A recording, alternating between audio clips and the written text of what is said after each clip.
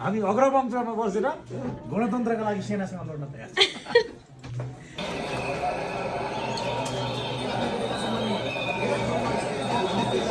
भित्र हो त अब चाहिँ बाहिर हुन्छ राजा आउने भएपछि हाम्रो न्युज रुमको माहौल यस्तो छ। हाम्रो हेर्नु हाम्रो चाहिँ बाहिर छ नि हाम्रो लाइभ छ हाम्रो चाहिँ अब बाहिर छन् क्या राजा आउने भएपछि गणतन्त्र पक्षधरहरू अहिले यहाँ डरले तुरतुर भएर एक ठाउँमा भेला भएर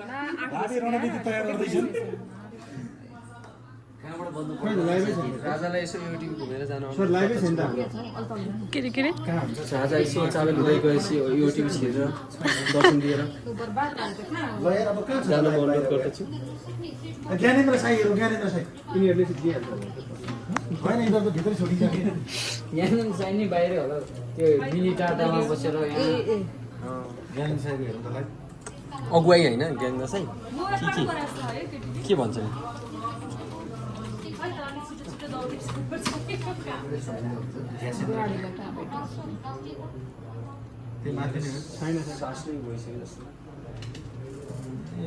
यो अहिलेको फोटो होइन नि सर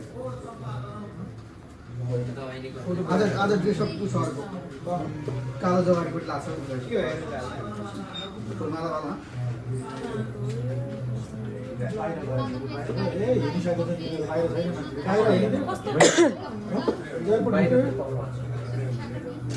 तपाईँले दिएको रुख चाहिँ यही हो क्या सस्तो यहाँ पोखेर हिँडेको तपाईँको रुख चाहिँ बुझ्नु ल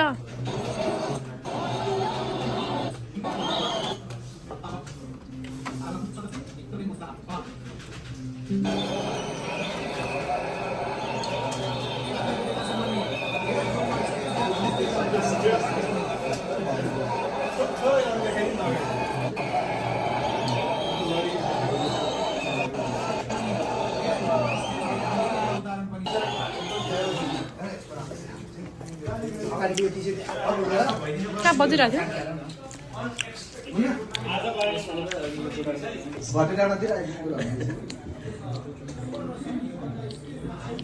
तपाईँ चाहिँ किन क्या होला यता तेर्साको फेरि